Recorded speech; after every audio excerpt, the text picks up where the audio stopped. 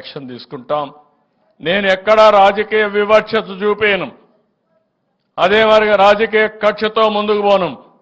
కానీ మన రాష్ట్ర ప్రజల ఖజానా మీకు చెందవలసిన ఆస్తులను దోచేసిన వాళ్ళని శిక్షిస్తా, మళ్ళా కలెక్ట్ చేస్తా, ఆ డబ్బులు తీసుకొచ్చి పేదవాళ్ల కోసమే ఖర్చు పెడతానని మరొక్కసారి మీ అందరికీ హామీ ఇస్తున్నా. కాబట్టి మళ్ళీ కోరుతున్నా, ఈ రోజుటి నుంచి చైతన్యం 2.0 ప్రారంభమైంది. ఒకప్పుడు 95 తర్వాత చైతన్యం 1 పెట్టాను. ఈరోజు 2.0 ప్రారంభమైంది. 2.0 చైతన్యం మీరు గుర్తుపెట్టుకోవాల్సింది, మీ అందరిలో ఎక్కడ పేదవాడుంటే అక్కడికి వస్తుంది.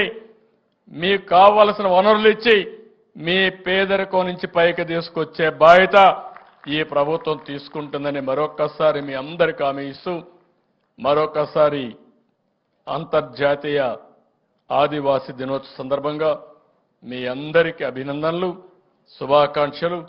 మీ జీవితాల్లో వెలుగు రావాలని భగవంతుని మరొక్కసారి మనస్ఫూర్తిగా కోరుకుంటూ అందరికీ నమస్కారాలు. జై హింద్, జై హింద్. గౌరవ రాష్ట్ర ముఖ్యమంత్రి వర్యులు శ్రీ నారా చంద్రబాబు నాయుడు గారికి హృదయపూర్వక ధన్యవాదాలు. ఇప్పుడు రాష్ట్ర గిరిజన సంక్షేమ శాఖ వారి తరపున రాష్ట్ర ముఖ్యమంత్రి వర్యులు శ్రీ నారా చంద్రబాబు నాయుడు గారికి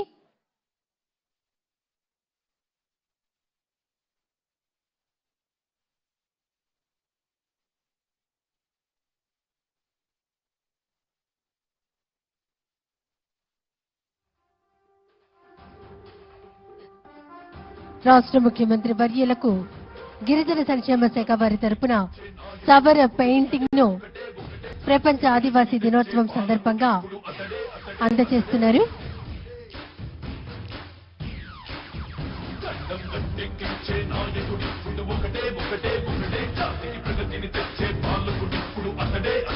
సవర పెయింటింగ్ ను రాష్ట్ర ముఖ్యమంత్రి వర్యులు శ్రీ నారా చంద్రబాబు నాయుడు గారికి రాష్ట్ర గిరిజన సంక్షేమ శాఖ స్త్రీ సంక్షేమ శాఖ మార్చులు అందరూ అందజేస్తున్నారు. ఇప్పుడు కోట్ ఆఫ్ థ్యాంక్స్ అందించవలసిందిగా ట్రైబల్ వెల్ఫేర్ డైరెక్టర్ నవ్య గారిని ఆహ్వానిస్తున్నాం.